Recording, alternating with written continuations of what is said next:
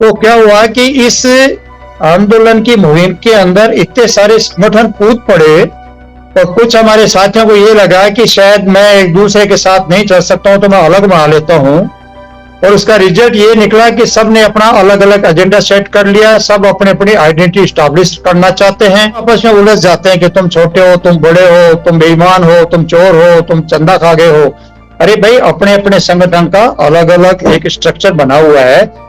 मैं ये कहता हूं कि इस आंदोलन से हमें मिला एक ढेला नहीं, लेकिन जो पूर्व सैनिकों का मान सम्मान जो छवि था उसको इतना बड़ा धक्का ठेस पहुंची है कि वापस वो डैमेज कंट्रोल करने के लिए भी हमें बहुत कुछ लंबे पीरियड तक काम करना पड़ेगा। बयानबाजी कर रहे हैं तो सरकार को एक संदेश जा रहा है कि ये लोग मैच्योर नहीं है, इनको पूरी नॉलेज नहीं, तो उनको बुला के बातचीत से हश्र क्या होगा। मंथन करें और ये एक संकल्प लेवें कि भविष्य के अंदर हम ऐसा कोई काम नहीं करेंगे कि किसी भी पूर्व सैनिक का व्यक्तिगत या समूह का कोई किसी प्रकार का अपमानजनक बयानबाजी नहीं करेंगे। जय हिंद दोस्तों, सभी सैनिक संगठनों से अपील, यदि आपके पास कुछ ओपिनियन है, यदि आप सभी सैनिक संगठनों को एक चाहते हो या आप एक देखना चाहते हो या आप कोई प्रयास कर रहे हो, आपके पास कोई विजन है, तो जरूर आप हमसे रूबरू हो सकते हो, लाइव हो सकते हो।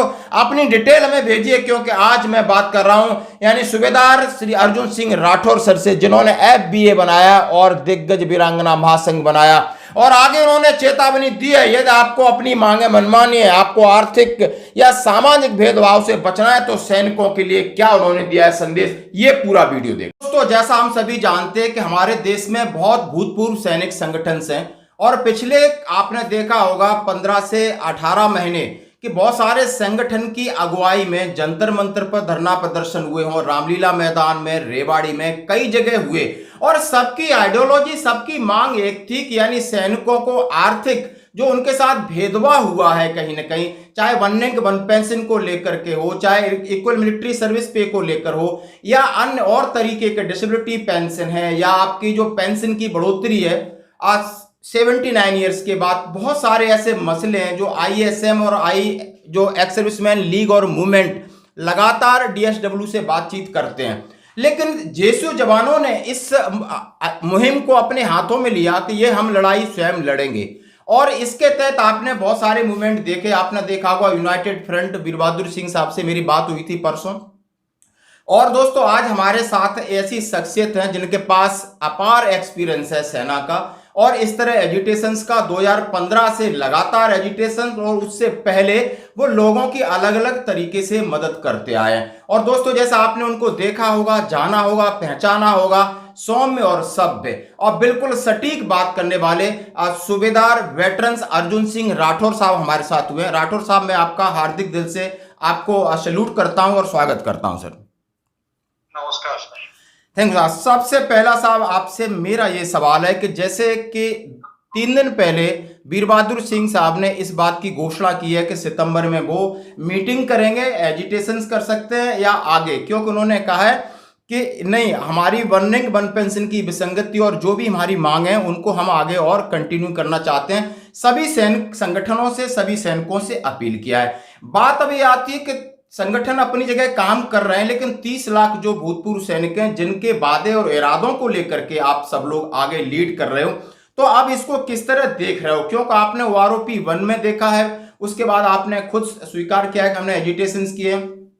वन रैंक वन पेंशन 2 में विसंगतियां बहुत सारी सामने आई हैं, और क्या आपको लगता है कि OROP 3 में कुछ सुधार होगा? और जैसा कि बहुत सारे लोग इसका दावा कर रहे हैं, इसका सर प्लीज आप मुझे जवाब दीजिए। सर, ऐसा है कि पहली बात तो खाली OROP ही नहीं बल्कि दूसरी समस्याओं के लिए भी बहुत सारे और सैनिकों के संगठन हैं जो काम कर रहे हैं, संघर्ष कर रहे हैं, मैदान में भी दिख रहे हैं। लेकिन एक तो अच्छी बात है कि जागरूकता आई है, लोग अपने अधिकारों के प्रति और अपने हितों के प्रति सतर्क हुए हैं, जागरूक हुए हैं। तो क्या हुआ कि इस आंदोलन की मुहिम के अंदर इतने सारे संगठन कूद पड़े और कुछ हमारे साथियों को ये लगा कि शायद मैं एक दूसरे के साथ नहीं चल सकता हूं तो मैं अलग बना लेता हूं। और इस पिछले 1.5-2 सालों के अंदर इतने सारे नए संगठन और गठित हो चुके, और उसका रिजल्ट ये निकला कि सब ने अपना अलग अलग एजेंडा सेट कर लिया। सब अपने अपनी आइडेंटिटी स्टैब्लिश करना चाहते हैं, और बीच के अंदर एक इस प्रकार की भावना पनप गई कि मैं जो है ज्यादा मसीहा बन सकता हूं, मैं ज्यादा हितैषी अपने आप को स्थापित कर दूं, तो बढ़ चढ़ करके बजाय आंदोलन को एक सक्रियता से सपोर्ट देने के वो एक दूसरे की टांग खिंचाई में लग गए। और इसका नतीजा ये निकला कि जिस उद्देश्य के लिए आंदोलन शुरू हुए थे, जिस उद्देश्य के लिए सीधे साधे भोले भाले ईमानदार पूर्व सैनिकों ने तन मन धन से सहयोग किए, चाहे वो कोई भी संगठन रहा हो, हर संगठन को उन्होंने मदद दिया, दिल खोल करके पैसा भी दिया, दिल खोल करके आके वहां पे अपनी हाजिरियां भी दी, लेकिन आंदोलन का जो रुख था वो बिल्कुल दिशाहीन हो गया। और एक समय ऐसा आया कि आंदोलन को एक तरह से गति उसकी रुक गई, सरकार ने वार्ता के दरवाजे बंद कर लिए और आज फिर सभी संगठन इसी चीज को लेके उहापोह में है कि अब किस प्रकार से इस आंदोलन को आगे गति दी जा सके। जय हिंद दोस्तों, जैसा कि सर ने बिल्कुल सटीक कहा कि एजेंडा और आइडेंटिटी, एजेंडा सैनिकों का कुछ नहीं होता, हमारी कोई पॉलिटिकल पार्टी नहीं है, एजेंडा हमारे सबकी, आइडियोलॉजी हमारा खून, ट्रेनिंग, सोच और मुद्दा सिर्फ वही सबके कॉमन है।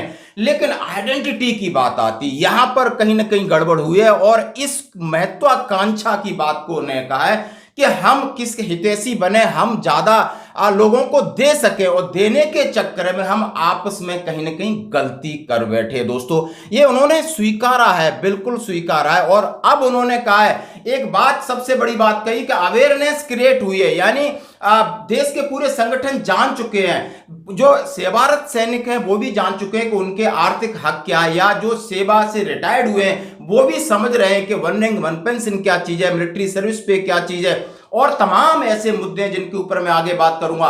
यानी ये आप जागे हो, ये हमारी सफलता है। और इस चीज को भुला के आगे उन्होंने कहा है फिर ऊहापोह की स्थिति ना बने और चीजें क्लियर हों, सकारात्मक रूप से हम आगे बढ़े तो हम मंजिल तक जा सकते हैं। अब मैं सर से बात करना चाहता हूं, मेरा दूसरा सवाल, यानी आज विपक्ष, यानी मैं कांग्रेस पार्टी या उसका गठबंधन इंडिया की बात करूं तो वो भी कुछ जवानों के मुद्दों को लेकर संसद में चर्चा कर रहे हैं और उनके पास कई प्रकार के memorandum, one rank one pension, equal MSP और विडो पेंशन को लेकर के कर्नल रोहित साहब चौधरी के पास गए हुए हैं और संसद में अग्निवीर का तरह तरीके से मुद्दा उठ रहा है। तो अब मैं जानना चाहता हूं, सभी पूर्व सैनिक जानना चाहते हैं, हमें हमारा हक चाहिए, राजनीति बिल्कुल नहीं चाहिए। जिसने राजनीति करनी है वो कर सकता है, उसके भी पीछे अच्छा यदि कोई कर रहा है तो हमें हक दिला रहा है, लेकिन क्या हम दूसरी पार्टियों के सामने मेमोरेंडम लेके जा सकते हैं ताकि हमारी संसद में बात उठे, या हम जो वीर बहादुर जो वॉइस ऑफ एक्सर्विसमैन उन्होंने कहा है हम उनके साथ मिलकर इसी एजिटेशन को बड़ा रूप दे सकते हैं, क्योंकि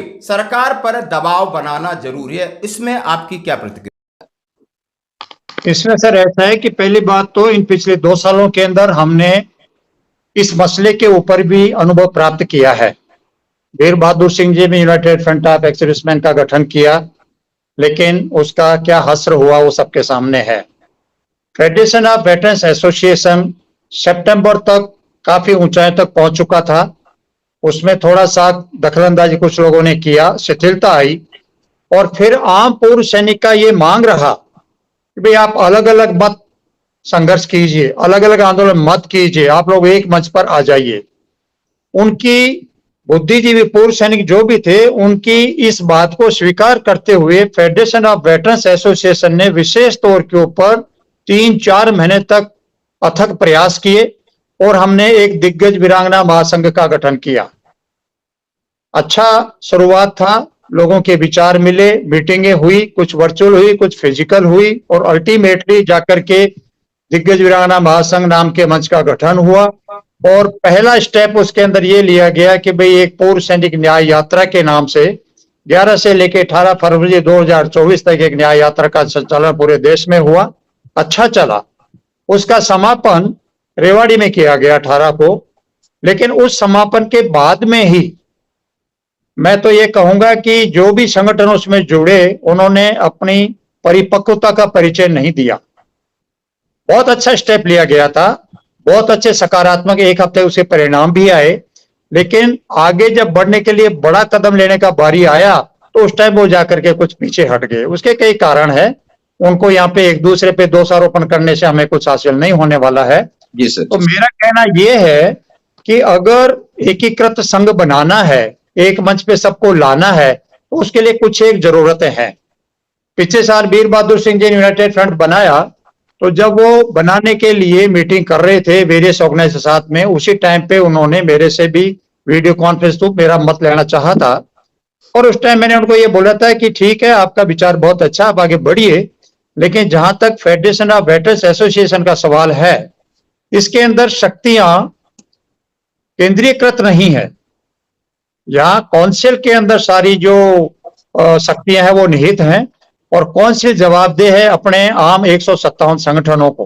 तो मैंने उनको उस दिन यही बोला था कि आपका बायलॉज क्या है, उसके बारे में हमको बताइए, क्योंकि जब तक कॉमन मिनिमम प्रोग्राम सेट नहीं है तो फिर तो हर आदमी अपने अलग अलग विचार को ध्यान में रखते उसमें जुट जाएगा, लेकिन उसमें स्थायित्व तो नहीं रहेगा। तो उस वजह से उस टाइम हमने, शायद उनको अच्छा नहीं लगा होगा, तो हमने बाद में जब हमारी काउंसिल से बात करते उनका भी जवाब ये था कि नहीं, जब ऑलरेडी फेडरेशन एक इतना बड़ा मंच है तो फिर 10-20 को नए को बना करके बड़ा क्या दिखाना चाहते हो। और आज भी मैं संदेश देना चाहूंगा कि अगर कोई भी भाई, कोई भी संगठन, कोई भी लीडरशिप हमारी जो आगे कर रहे हैं, अगर वो ये सोचते हैं कि नहीं हम तो बिल्कुल कॉन्क्रीट हमारे पास में प्रोजेक्ट है और हम इसको इंप्लीमेंट कर सकते हैं, तो उसका मैं स्वागत करूंगा। लेकिन साथ ही साथ में ये भी कहूंगा कि जो हमारा एक्सपीरियंस है पुराना, उसको दरकिरार ना करें, उन चीजों को भी ध्यान में रखें, उसके बाद ही कदम आगे बढ़ाएं। बिल्कुल जबरदस्त बात कही कि हमारा जो एक्सपीरियंस रहा है और एक्सपेरिमेंट रहे हैं उनसे जो निकल के आया है उसको भी ध्यान में रखना होगा, क्योंकि मुद्दा भी वही है, बंदे भी वही हैं, और शायद महत्वाकांक्षा का अंदर का पता नहीं चल रहा है। तो उन्होंने कहा देखो मेरे पास एक FVA मंच रहा है, उसके बाद वीरांगना दिग्गज है, उसमें 157 उन्होंने कहा सैनिक संगठन है, और हमारा बायलॉज है, और बायलॉज यानी एक अंदर का संविधान है, वो मैं संविधान के अनुरूप ही काम करूंगा, और ये सबकी सामंजस्य की बात है। अब उन्होंने कहा है कि यदि आपके पास कॉन्क्रीट यानी आपकी मजबूत इच्छा शक्ति है और आप मंजिल तक सभी की उम्मीदों पर आप खरा उतर सकते हो, तो हमें किसी से कोई परहेज नहीं है। उसकी ठोस रणनीति बनाइए, उसकी दशा और दिशा समझाइए, और हम किसी के साथ भी, यानी हम सैनिकों को हक दिलाना है। मुद्दा ये है, ये पॉलिटिकल पार्टी की तरह बातचीत नहीं हो सकती, क्योंकि इसमें पॉलिटिकल पार्टी के तो एजेंडे होते हैं, महत्वाकांक्षा होती है, पद होती है, प्रतिष्ठा होती है, लालच होता है, तमाम चीजों का ग्लैमर होता है। यहां ग्लैमर से बच करके आगे जाना होगा। सर एक और सवाल, यदि वन रैंक वन पेंशन 3 में क्या आपको कुछ सुधार नजर आ रहा है, जो कि उनकी पॉलिसी 17/11/2015 के अकॉर्डिंग, और क्या हम यहां पर इससे पहले एक एक्सपेरिमेंट करें कि सारे संगठन, हम जो विपक्ष हमारी बात उठा रहा है या विपक्ष के सांसद हमारी बात उठाएं, हम उनको अप्रोच करें इन दोनों बातों में, दोनों बातों को आप किस तरीके से करें सर? सर पहली बात तो बात उठाने का जहां तक सवाल है, तो हमें खाली विपक्ष ही नहीं, पक्ष विपक्ष सभी MPs के थ्रू इस आवाज को उठाना चाहिए। इससे पहले कि इम्प्लीमेंटेशन में मोहर लगे, उससे पहले सभी को ज्ञापन देने चाहिए। और क्योंकि हम एक धारणा को लेके बढ़ जाते हैं कि विपक्षों वाले को बोलेंगे तो गवर्नमेंट के खिलाफ है, तो वो शायद जोर शोर से उठाएगा, लेकिन हमारा अनुभव रहा है पिछले साल का, 30 अप्रैल को फेडरेशन ऑफ वेटरन्स एसोसिएशन ने करीब हिंदुस्तान के सभी MPs को ज्ञापन दिए थे, लेकिन किसी एक सिंगल MP ने भी वहां पे इस मामले के अंदर इस आवाज को नहीं उठाया। तो मैं तो फिर ये कहता हूं कि पक्ष हो चाहे विपक्ष हो, सभी MPs के साथ में बैठ करके, लोकल पूरे हिंदुस्तान के अंदर हमारे संगठन बैठे हुए हैं, उसके लिए मुझे जरूरत नहीं है 543 MP से मिलने के लिए जगह जगह जाने की। जो भी हर जो यूनाइटेड फ्रंट है, दूसरे हैं वॉइस है, फेडरेशन है, दूसरे और भी बहुत सारे संगठन हैं, वो अपने अपने एरिया के MP से जाकर के मिले, उसको समझाएं, उनको कन्विंस करें, और एक कॉमन ड्राफ्ट तैयार करके अपने अपने लेटर हेड के ऊपर हमारी बात को वहां तक पहुंचाए, जिससे वो लोकसभा के अंदर उठाई जा सके। दोस्तों जैसा कि सर ने कहा कि हमें किसी से परहेज नहीं है, क्योंकि पिछली जो सरकार थी और हमारा FVA था, इनके अध्यक्ष थे, हमने सभी को ज्ञापन दिया, चाहे पक्ष है विपक्ष है, यानी जिस इलाके में जो जनप्रतिनिधि है, हमने उससे कहा कि आप हमारा इसका जो हमारी जो मांग है उनके ऊपर अपनी आवाज उठाइए। लेकिन आज परिस्थिति थोड़ी शायद पॉलिटिकल चीजें थोड़ी सी टिल्ट है या बदली हुई हैं। संसद में भी आप देख सकते हो, चाहे आप लोकसभा की बात करो, राज्यसभा की बात करो, विपक्ष हमलावर है। हमलावर नहीं है क्योंकि थोड़ी सरकार कहीं ना कहीं उसमें कमजोरी है, और सरकार जिस तरह अग्निवीर मुद्दे को लेकर बहुत सारी बहस या बैकफुट पे है, और वन रैंक वन पेंशन के मुद्दे को भी, जैसा कि वीर बहादुर सिंह ने कहा है कि एक कहा था कि उन्होंने बजट के हिसाब से बैक कैलकुलेशन किया है या OROP3 में शायद उससे आपको बेटर तस्वीर देखने को मिले। सर इससे आप कितना रखते हैं कि OROP3 में पॉलिसी के हिसाब से कुछ बदलाव हो सके? सर मैंने आप वाला वो जो वीडियो आपने लिया था वीर बहादुर सिंह का सुना था मैंने, उसमें उन्होंने बोला था कि मिनिमम फंड के साथ में इसको एडजस्ट किया जाए। सर लेकिन फंड तो ना मिनिमम होंगे ना मैक्सिमम होंगे। जो पॉलिसी OROP की बनाई गई है उसमें तो कोई चेंज हो नहीं रहा है। उसमें तो सीधा सा इन्होंने जो रखा है प्रोसीजर की, जो भी लास्ट ईयर को बेस ये लेते हैं ये लोग, और उस साल के अंदर जिस रैंक के जितनी लेंथ आप से रिटायर के उनका एवरेज लेते हैं, हमको दे देते हैं। तो OROP3 के लिए अलग से कोई डेफिनेशन में चेंज नहीं है। उसका जो किस तरीके से उसको मॉडस ऑपरेंडी की जाएगी उसमें कोई चेंज नहीं है। तो मैं नहीं सोचता कि इसके अंदर अलग से हट करके कोई बेनिफिट सरकार हमको दे देगी, जब तक कि OROP3 देने के फार्मूले के अंदर कोई संशोधन ना हो। और अगर हाँ सर मैं यहाँ रोकना चाहता हूँ, वहां पर जो फॉर्मूला ही तो समझ में नहीं आया, क्योंकि अभी जो Indian ex serviceman movement general Satvir साहब ने कहा है हमें लाइव डाटा दिखाओ, कि जिस तरह पीछे आपने लाइव डाटा जो उन्होंने बनाया था तो उसमें सूबेदार नायब सूबेदार इनकी कम हो रही है, तो वो लाइव डाटा देखना चाहते हैं कि आपने किस तरीके से ये फिगर वर्कआउट किए। शायद आपने ध्यान दिया होगा 2019 को हुआ है और उसमें मिनिमम और मैक्सिमम में 7-7 हजार का फर्क है नायब सूबेदार का। क्या ऐसा हो सकता है कभी आज की वर्तमान स्थिति में? तो वो लाइव डाटा पे भी हमें कहीं ना कहीं सस्पेंस है कि कहीं ना कहीं जल्दबाजी या गलती हुई है सरकार से। सर देखिए, वो उस डाटा का कोई मैटर नहीं है इसके अंदर। एक्चुअल के अंदर ये जो सूबेदार मेजर, नायब सूबेदार, कुछ हद तक हवलदार और ऑनररी रैंक्स जो लेफ्टिनेंट और कैप्टन्स हैं, ये 7th पे कमीशन की जो पे मैट्रिक्स टेबल्स बनी है उसकी वजह से डिफरेंस आया है। 2018 के अंदर CGD का सिनर्जी कॉन्फ्रेंस था दिल्ली के अंदर, मैंने वो कॉन्फ्रेंस अटेंड करी थी। उसमें 200-250 CGDA और PCDA के और दूसरे जो स्टेक होल्डर्स थे सारे थे उसके अंदर। और ये OROP आने से पहले ही हमने उनको बोल दिया था कि अब जो 1-1-16 के बाद जो रिटायर होके आ रहे हैं उसमें ये पर्टिकुलर रैंक हमसे कम पेंशन लेंगे। जो भी उनके हेड थे इमीडिएटली उनको अच्छा नहीं लगा और उसने मुझे टोका कि gentleman you are raising the baseless points in this house. मैंने उससे sir I have the proof, I will show you the documentary evidence. तो मैं जो 1-1-16 के बाद में जो रिटायर होके कुछ एक JSO ऑनररी आए थे उनके PPO लेकर के गया था, तो मेरे को ये बोला गया कि आपको हम लंच के बाद में अलग से टाइम देंगे। मैं अकेला नहीं, हमारा 5 आदमी का टीम था, जयपुर से गया था। बाद में उन्होंने 5 ऑफिसर्स हमारे साथ बिठाए, तो हमने कहा ठीक है साहब, हम आपको प्रूव कर देते हैं कि जो टेबल अब आप हमको दे रहे हो उसमें तो आप बता दीजिए 28 साल के सूबेदार की और 32 वाले सूबेदार मेजर की, ऑनररी लेफ्टिनेंट कैप्टन की क्या है, और ये 1-1-16 के बाद वाले जो रिटायर है उनके PPO है, ये आप ही ने इश्यू करे, हमने तो नहीं करे हैं। वो देवर सरप्राइज्ड कि क्या ऐसा भी हो गया है। और ये होने का वजह क्या है सर, कि OROP हमको जुलाई 2014 से मिल गया और उस टाइम पे फार्मूला 1 और फार्मूला 2 सेट किए इन्होंने।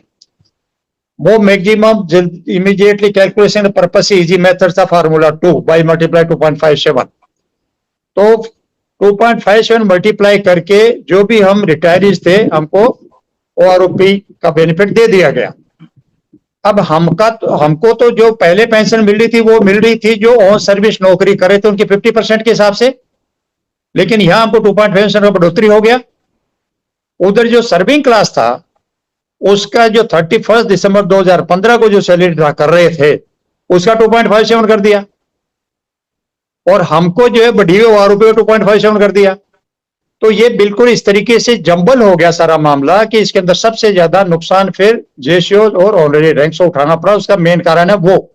लेकिन ये मामला ये जो गलती थी एक बड़ी लेवल के ऊपर थी, तो इसको दबा दिया गया, वो बिल्कुल उजागर नहीं हुआ। फिर उस पर लिपापोती करने के लिए 1 मैन जुडिशियल कमेटी आया, जगह जगह वो 19 स्टेट में कितने में गए, वहां भी प्रेजेंटेशन दिए। जयपुर के अंदर मैंने भी वहां पे power point presentation army auditorium के अंदर मैंने दिया था, और उन्होंने एक्सेप्ट किया कि यस जो आप पॉइंट उठा रहे हैं वो सारे के सारे जो वाजिब है और हम इसको एक्सेप्ट करेंगे। उसको भी गवर्नमेंट ने दबा दिया। उसके बाद में एक कमेटी ऑफ सेक्रेटरीज बनाई, उसकी रिपोर्ट भी आज अभी पड़ी हुई है। तो ये तो क्लियर कट जो शुरुआत हुई ना सर, ये हुआ है जो डिफरेंस आया कुछ एक रैंक्स का, इट इज बिकॉज ऑफ पे मैट्रिक्स टेबल्स। जब तक उनको नहीं सुधारेंगे ये गैप खत्म नहीं होगा। बिल्कुल बिल्कुल सर, इस बात से हम सहमत हैं कि जो लोग 2014 और 15 में रिटायर हुए हैं और उनके जो सीनियर्स हैं या उनके जूनियर्स हैं 2016-17 में रिटायर्ड हुए हैं, लगभग हवलदार से लगा करके ऑनरी कैप्टन तक के रैंक के उनकी जो पेंशन है उनकी कम आ रही है, जो लेटेस्ट रिटायर हो रहे हैं। और जो आपने उसका लॉजिक बताया ये बिल्कुल क्लियर है। अभी सर मेरा अंतिम आपसे सवाल है, बीहाफ ऑफ एफबीआई आप दिग्गज आपका वीरांगना संघ है, आप सभी भूतपूर्व सैनिक और सैनिक संगठनों को किस तरह कन्विंस करना चाहते हो कि आगे आपकी क्या स्ट्रेटेजी होगी और क्या आप दूसरों को सहयोग लेने के लिए या सहयोग देने के लिए कितना आप कमिटेड हैं? प्लीज सर ये बताओ ताकि लोग आपको सुने, आपकी बात को सुने, ताकि आगे जो प्लान कर रहे हैं कम से कम आपको कॉल करें कि नहीं सर जो आपने सैनिक जीवन पर बोला है अब मैं इस चीज को इससे एग्री हूं, क्योंकि ये सिलसिला अब मैं हिमाचल, उत्तराखंड, सदन, महाराष्ट्र सबको एक बार एक दूसरे की आवाज सुनाना चाहता हूं इस प्लेटफॉर्म से। तो आपका क्या संदेश रहेगा? सर सबसे पहला तो मेरा मैसेज सभी भाइयों के लिए, सभी संगठन के पदाधिकारी उनके ये है, मेहरबानी करके अपने आप को सुपर इम्पोज करने का कोशिश ना करें। हम सब एक ही उद्देश्य के लिए संगठन बनाते हैं और काम कर रहे हैं। आप किसी भी संगठन का बायलॉज उठा के पढ़ लीजिए, उसके अंदर पहला लाइन मिलेगा, this organisation established for the welfare of the ex serviceman, widows and their dependents. जब हमारा ऑब्जेक्टिव वही है तो फिर इसके बाद में हम क्यों आपस में उलझ जाते हैं कि तुम छोटे हो, तुम बड़े हो, तुम बेईमान हो, तुम चोर हो, तुम चंदा खा गए हो। अरे भाई, अपने अपने संगठन का अलग अलग एक स्ट्रक्चर बना हुआ है, उसको वहां तक ही सीमित रखिए। अगर कोई गलतियां हो रही हैं तो, अगर आपका पदाधिकारी गलती कर रहा है, आपका जो मेंबर गलती कर रहा है, तो उसको वहां पे सुलझाओ, उसको पब्लिक प्लेटफॉर्म पे लाके सोशल मीडिया में मत उछालिए। मैं ये कहता हूं कि इस आंदोलन से हमें मिला एक धेला नहीं, लेकिन जो पूर्व सैनिकों का मान सम्मान जो छवि था, उसको इतना बड़ा धक्का ठेस पहुंची है कि वापस वो डैमेज कंट्रोल करने के लिए भी हमें बहुत कुछ लंबे पीरियड तक काम करना पड़ेगा। तो अगर हर संगठन ये सोच लेवे कि मैं कोई भी काम करने जा रहा तो उसके टांग नहीं खींचूंगा, मेरी तरफ जो सहयोग है वो दूंगा और जहां जरूरत पड़ेगी मैं सहयोग लूंगा, उसमें कोई परहेज किसी को होना नहीं चाहिए, तो हमारा मकसद सिर्फ और सिर्फ सैनिक कल्याण है। बहुत अच्छी बात। और रही बात आगे की स्ट्रेटेजी का, तो उसके लिए यही है कि सब अपना अपना विचार करें और एक कॉन्क्रीट प्रोजेक्ट बनाएं, इसके लिए हवा में नहीं भागें। दूसरे जो हमारे बहुत बयानबीर भाई हैं उनसे भी मेरा रिक्वेस्ट है कि पहले स्टडी करें, सीधा हवा में मत तीर फेंक दो। अफसरों को ये दे दिया, हमारा ये लूट लिया, उनको 2.57 दे दिया, उनको 2.81 दे दिया, जबकि इसको आप डीपली स्टडी करेंगे तो इसके रीजन बहुत सारे हैं। अगर हम पब्लिक प्लेटफॉर्म पे और आंदोलन में जंतर मंतर पे बैठ करके गलत बयानबाजी कर रहे हैं तो सरकार को एक संदेश जा रहा है कि ये लोग मैच्योर्ड नहीं है, इनको पूरी नॉलेज नहीं, तो इनको बुला के बातचीत से हश्र क्या होगा। और शायद मैं इस चीज को यही कारण मानता हूं कि ये जो बिखराव आंदोलन का रहा, इसी की वजह से सरकार अपने जो है वार्ता के दरवाजे बंद करके बैठ गई। इससे हमको सबक लेना चाहिए और भविष्य के अंदर किसी भी संगठन के पदाधिकारी को या किसी भी सदस्य को इस प्रकार के बयानबाजी से बचना चाहिए। दोस्तों, कितनी बड़ी बात कही उन्होंने। कहा है आपका स्ट्रक्चर अलग हो सकता है, आपका नाम अलग हो सकता है, लेकिन काम एक ही है, वो है काम वेलफेयर ऑफ एक्स-सर्विसमैन एंड वीर नारीज एंड विडोज। यानी उन्होंने सीधा सीधा क्या है कि कोई भी सैनिक संगठन बनता ही इसलिए है, और फिर आप नाम कुछ भी रख सकते हो, स्ट्रक्चर कुछ भी रख सकते हो। और उन्होंने इतनी बात कही, यदि आप इस लाइन को आप फॉलो करते हो तो फिर मनभेद और मतभेद का कोई सवाल ही नहीं हो सकता है, झंडे और डंडे का कोई सवाल नहीं हो सकता। ये सारी टेम्परेरी व्यवस्था है दोस्तों, इन्होंने कहा है। और उन्होंने कहा है कि आगे यदि हम आगे बढ़ के चलते हैं हमें ये भुलाना पड़ेगा और एक सौहार्द, एक कॉन्क्रीट, एक ठोस, एक मजबूत हमने विचारधारा के साथ और बिल्कुल क्लियर करके कि आखिर हमारी अनोमलीज क्या है, आखिर हमारी मांगे क्या है, हमारे साथ इनजस्टिस है क्या, ताकि हम ब्लैक एंड व्हाइट में किसी को सामने रख के समझा सकें यदि हमें कोई वार्ता पे बुलाता है, टेबल पे बुलाता है। और ये मांग सबके लिए होना चाहिए, पूरे संगठन ना हो, एक एक जवान जो रिटायर है वो समझे कि मुझे ये मिलना चाहिए था और ये नहीं मिला है। और इसके लिए हमारे जितने सैनिक संगठन संघर्ष कर रहे हैं, ताकि हम तन और मन धन से दिल्ली में जाकर सहयोग करें, रेवाड़ी में जाकर सहयोग करें। सर, आप हमारे साथ जुड़े, बहुत बहुत धन्यवाद। मैं आपका आभार व्यक्त करता हूं। यदि आपने और कोई संदेश देना है तो दे सकते हो किसी के लिए भी। Thank you sir. संदेश मेरा सिर्फ एक ही रहेगा कि जितनी शौचालयदारी होनी थी वो हो चुकी है।